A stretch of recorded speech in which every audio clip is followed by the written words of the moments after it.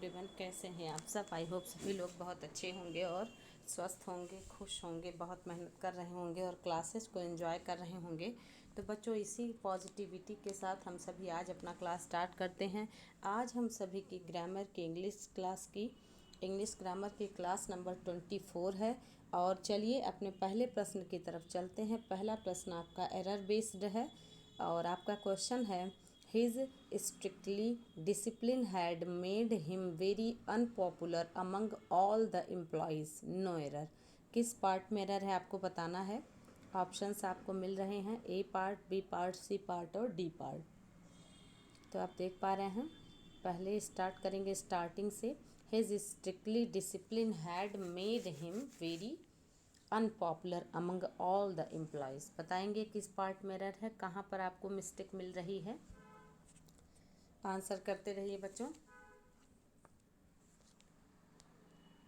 ए part में, बहुत अच्छे। ओके, कैसे देखेंगे, देखिए हम सभी को ध्यान रखना पड़ता है कि एडजेक्टिव का यूज़ कहाँ होगा, नाउन का यूज़ कहाँ होगा, एडवर्ब का यूज़ कहाँ होगा। ठीक है, तो हम देख पा रहे हैं कि हिज स्ट्रिक्टली डिसिप्लिन लिखा है, तो डिसिप्लिन हम सभी का नाउन हुआ।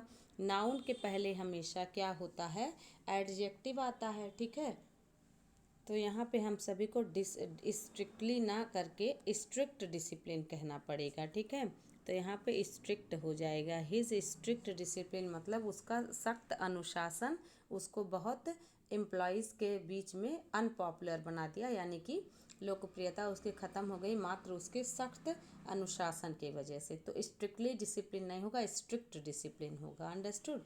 तो question number question number first में ए पार्ट में ही एरर है। समझ गए ना बच्चों। चलिएगा क्वेश्चन नंबर सेकेंड पर चलेंगे।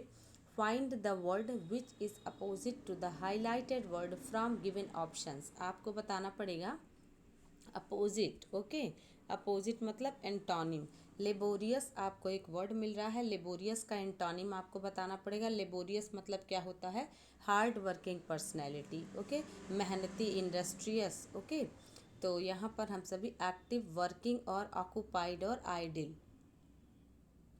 अपोजिट बताना है। 4 ऑप्शंस हैव बीन गिवन, बताएंगे।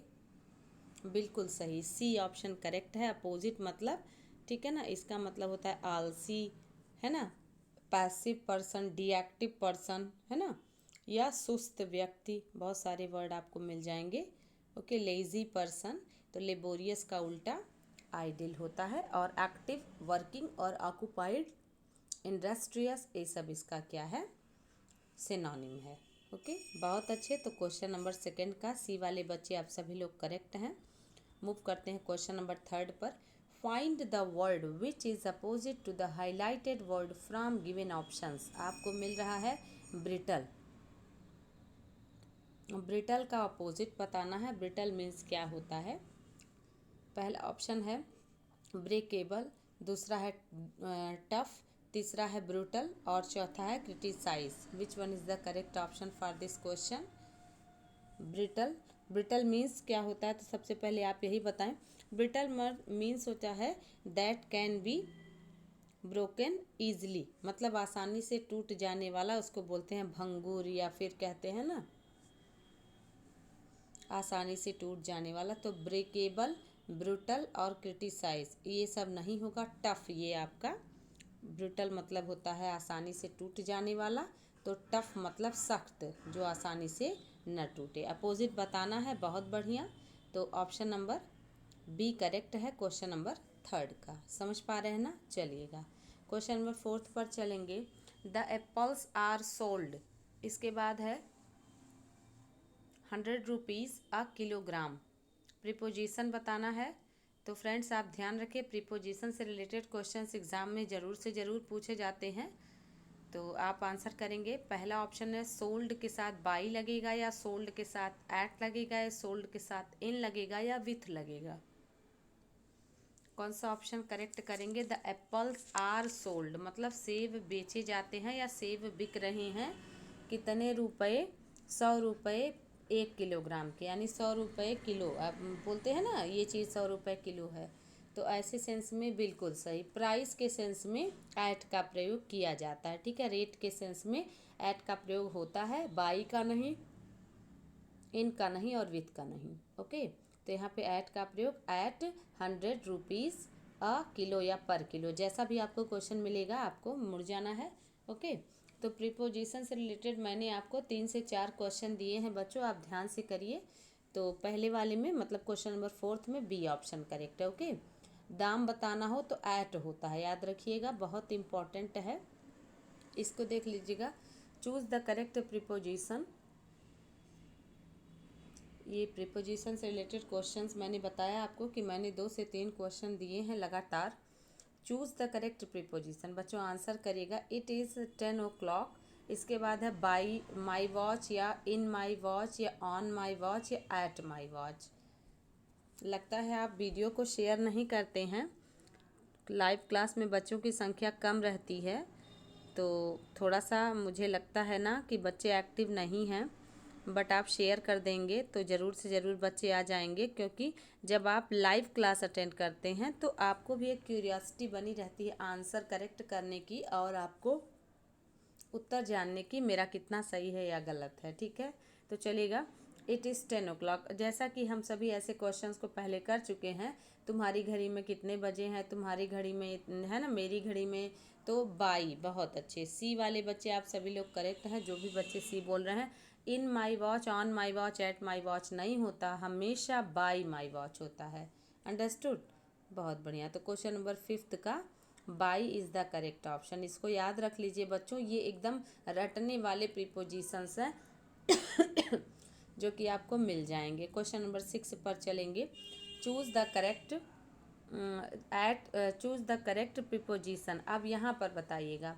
आई will come at 10 o'clock, with 10 o'clock, in 10 o'clock या ऑन 10 o'clock, बताएंगे, आपको बताना पड़ेगा क्या करेक्शन होगा यहाँ पर। एक चीज़ बच्चों ध्यान रखिए, जब घड़ी में की बात हो, घड़ी में कितने बजे हैं या मेरी घड़ी में, तो आपको बाई लगाना है।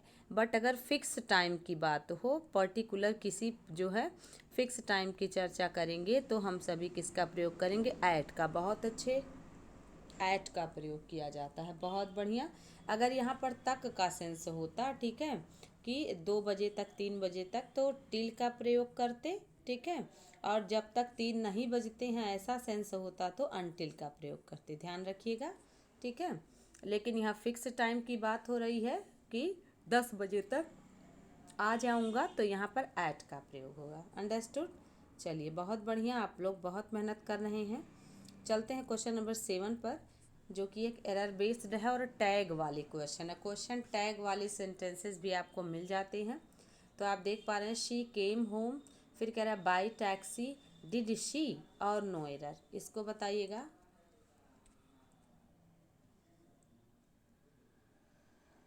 She came home by taxi, did she, आपको याद होगा मैंने आपको बता रखा है कि जब स्टेटमेंट आपका पॉजिटिव हो तो टैग आपका निगेटिव में होता है, याद है ना, और स्टेटमेंट अगर निगेटिव में हो तो क्वेश्चन टैग हमेशा पॉजिटिव में जाता है, और टेंस वही रहता है, tense will not be changed. Okay, तो she came home by taxi, did she, आप देख पा रहे हैं ना कि जो आपका स्टेटमेंट है वो पॉजिटिव है तो टैग आपका निगेटिव में बनेगा, इसका मतलब इसका करेक्शन होना चाहिए था डिडंट शी। समझ पा रहे हैं ना, बहुत बढ़िया। ओके, ये आपका सी पार्ट में रह रहा है। क्वेश्चन टैग वाले sentence fill in the blanks वाले में भी पूछते हैं, एरर में भी पूछता है, कंप्लीट द सेंटेंस जो है इस तरह से भी बनता है। ओके, तो क्वेश्चन नंबर 8 पर चलेंगे, बहुत बढ़िया बच्चों।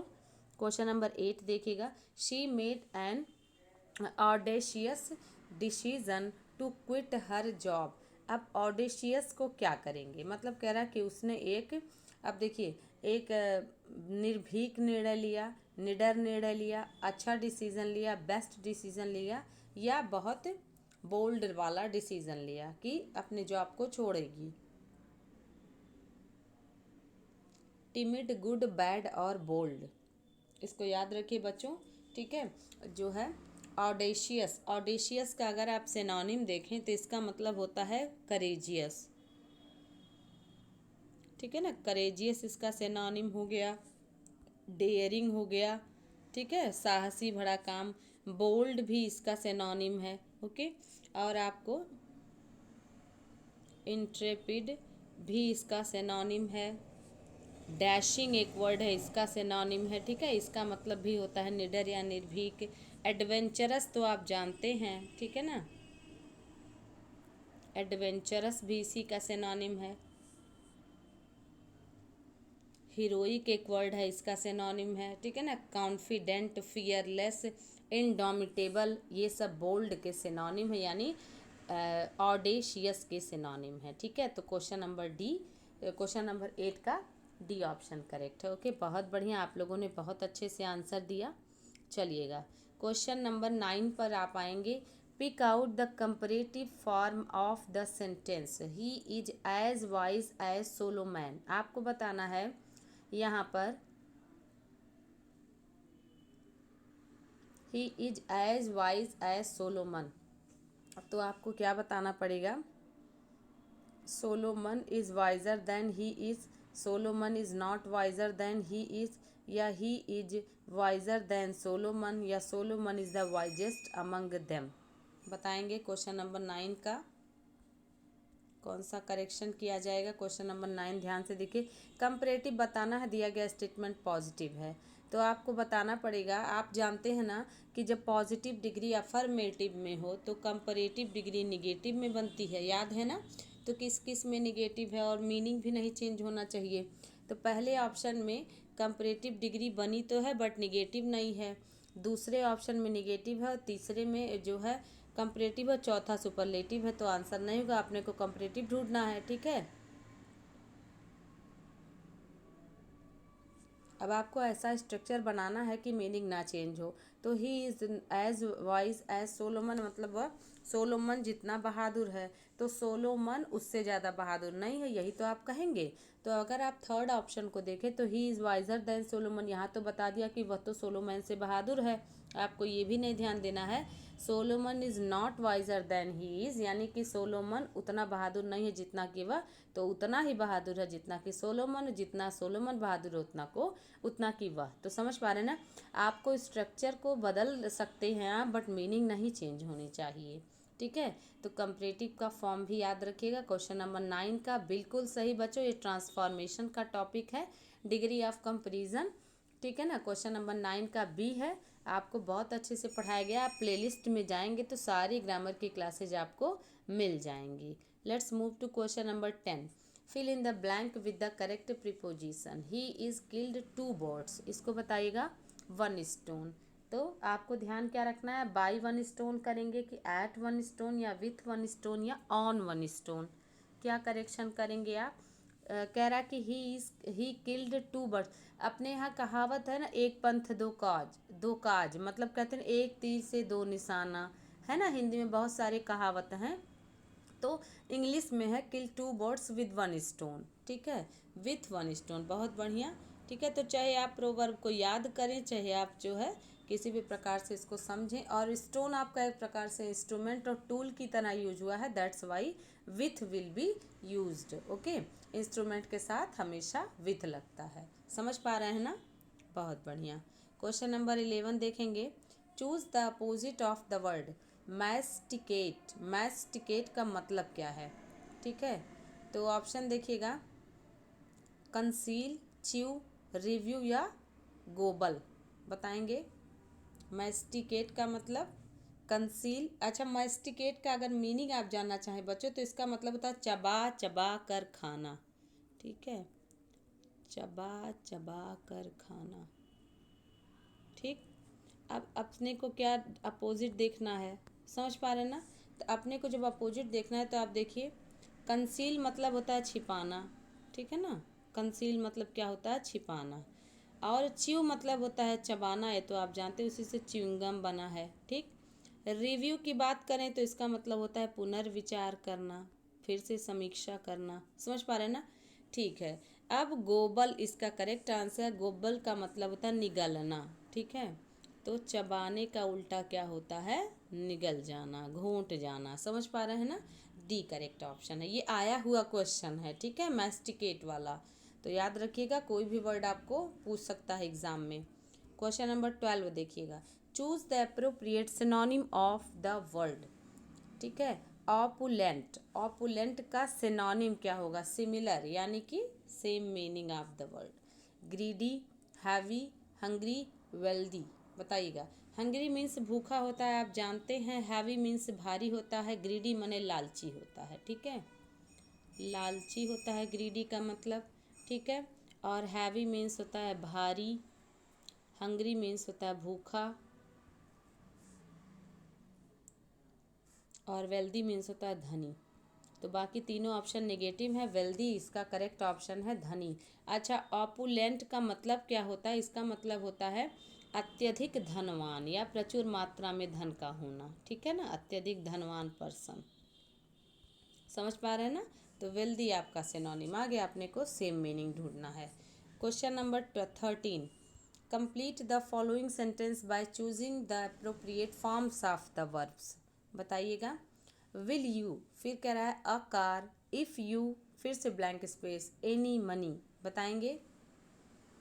कह रहा है, सीधी सी बात है, कह रहा है कि क्या तुम इस कार को खरीद पाओगे अगर तुम्हारे पास पैसे ना हो। सीधी सी बात है, यह तुम्हारे पास पैसे ना हो तो तुम क्या खरीद पाओगे? तो देखिए, पहला वाला जो है पॉजिटिव जा रहा है, दूसरा वाला पैसे ना हो निगेटिव जा रहा है ना। तो अब आप ऑप्शन पे देखिएगा, जो है क्वेश्चन में विल आया है, तो आप पास्ट को जो है बिल्कुल यहाँ पर आने ही नहीं देंगे, तो पास्ट नहीं आने देंगे, तो बी ऑप्शन आप जो है भूल जाएं। अगर आप डी ऑप्शन को देखें तो डी ऑप्शन में पहले प्रेजेंट है फिर पास्ट है, ऐसा कभी होता ही नहीं है जब तक कोई स्पेसिफिक रूल ना बने। और पहले ऑप्शन में देखिए, हैव के साथ डिड नॉट कैसे आ सकता है, पहले प्रेजेंट फिर पास्ट। तो आपका ऑप्शन सी करेक्ट है, ठीक है। अब पूरा मतलब ये है, ठीक है, विल यू बाई, वर्ब का फर्स्ट फॉर्म है, विल यू बाई। इसके बाद कह रहा है a car if you don't have any money, बात खत्म ना। डोंट हैव एनी मनी माने पैसे ना हो, बात प्रेजेंट में हो रही है, ठीक ना। इसका रिजल्ट फ्यूचर में आएगा, पैसे ना होने का परिणाम कार ना खरीद पाना। अंडरस्टूड? तो आप समझ पा रहे हैं ना कि आपको अगर नहीं भी आएगा तो आप ऑप्शन से अपने आंसर को ढूंढेंगे। करते हैं क्वेश्चन 14 को। अब देखिए, choose the correct adjective of the following noun, बताइएगा। एडवाइस का एडजेक्टिव बनाना है, ठीक है। वर्ड फॉर्मेशन में टॉपिक आपको मिल जाएगा, ठीक है। एडवाइस मतलब क्या होता है? राय, सलाह, ठीक है। ये आपका नाउन है। आप इसको एडजेक्टिव बनाएंगे तो सलाह देने योग्य, तो देखिएगा एडवाइजेबल। तो ये मुझे तो लगता है ए ऑप्शन करेक्ट है। आपका कौन सा करेक्ट आ रहा है? बिल्कुल सही, आप भी करेक्ट हैं, ठीक है। क्वेश्चन नंबर 14 का ए। किसी भी सेंटेंस में बच्चों, किसी वर्ड में आप जान लीजिएगा OUS लगा रहे, ठीक है, LESS लगा रहे, एबल लगा रहे, समझ पा रहे हैं ना, फुल लगा रहे, ओके। और आपका क्या लगा रहे? एबल, फुल, OUS, ठीक है। तो ये सब आप जानते हैं कि एडजेक्टिव के सूचक हैं, ओके। बहुत बढ़िया, आगे बढ़ जाइएगा। क्वेश्चन नंबर 15 आपको मिल रहा है sentence, identify the underline part of speech. क्या करना है? पार्ट ऑफ स्पीच को जो अंडरलाइन किया है उसको पहचानना है। द बर्गलर, अब कह रहा है डिसअपियर्ड विथ द कैश, बताना है। बर्गलर डिसअपियर्ड, अब डिसअपियर्ड विथ द कैश, तो डिसअपियर्ड क्या है? ट्रांजिटिव वर्ब है, इनट्रांजिटिव वर्ब है, या लिंकिंग वर्ब है, या एक्सेलरी वर्ब है? विच वन, बताइएगा। आपको देखना है ऑप्शन को कि क्या पूछ रहा है। तो वर्ब को भी जो है, वर्ब तो बता दिया कि ये वर्ब है, क्योंकि आप जानते ही हैं कि वर्ब में वो जो है ED लगता है, ING लगता है। अंडरस्टूड? लेकिन अब आपको क्या ध्यान रखना है कि यहाँ पर आपको ट्रांजिटिव, इनट्रांजिटिव, लिंकिंग, एक्सेलरी, इसे पहचानना है। ये सब वर्ब के टाइप्स होते हैं। तो देखिए, लिंकिंग वर्ब वो होता है जब इज, एम, आर, वाज, वर एक नाउन को दूसरे नाउन से एडजेक्टिव से जोड़े, जैसे I am teacher, you are student, he is a doctor, ठीक है। कहते हैं ना शी इज़ क्लेवर, इस तरीके का हो तो लिंकिंग वर्ब होता है। एक्सेलरी वर्ब आप जानते हैं, हेल्पिंग वर्ब की तरह काम करते हैं। और आपका इंट्रांजिटिव और ट्रांजिटिव की अगर आप बात करें तो यहाँ ऑब्जेक्ट का होना और ऑब्जेक्ट का ना होना देखना है तो ट्रांजिटिव वर्ब वो होता है जिसको आप कहते हैं विथ ऑब्जेक्ट, यानी कि ट्रांजिटिव वर्ब की जब चर्चा होगी तो ऑब्जेक्ट रहेगा। तो विथ द कैश, अगर आप इसकी बात करें तो क्या यहाँ पर ट्रांजिटिव वर्ब है? नहीं। क्यों? क्योंकि यहाँ पर जो है इनट्रांजिटिव है ना, बात को समझिएगा, ये इनट्रांजिटिव वर्ब है, यहाँ पर ऑब्जेक्ट नहीं है। ठीक है, ऑब्जेक्ट तब होता जब पर्टिकुलर सीधे सीधे कोई भी ऑब्जेक्ट लिखा रहता। ठीक है, जैसे आई टॉट यू ग्रामर, तो यहाँ पे आई टॉट यू किसे पढ़ाया? तुम्हें पढ़ाया। क्या पढ़ाया? ग्रामर पढ़ाया। ऐसे सेंस में ट्रांजिटिव है, अदरवाइज इनट्रांजिटिव होता है। अंडरस्टूड? बहुत अच्छे। चलिएगा क्वेश्चन नंबर 16 को देखेंगे। Pick out the correctly spelled word. बताना है करेक्टली क्या लिखा है। वर्च्यू लिखा है, क्यूअर लिखा है, ट्रेजेडी लिखा है या लेजिबल लिखा है। क्वेश्चन नंबर 16 यहाँ पर इनकरेक्टली ढूंढना था बच्चों, ध्यान रखिएगा इनकरेक्टली है, क्योंकि वर्च्यू भी करेक्ट लिखा है, क्यूअर भी करेक्ट लिखा है, लेजिबल भी करेक्ट लिखा है, ट्रेजेडी नहीं करेक्ट लिखा है। यहाँ पर इनकरेक्टली आप देख लीजिएगा, इनकरेक्ट। ठीक है, ये इंस्ट्रक्शन रहेगा, इनकरेक्टली, करेक्टली नहीं रहेगा।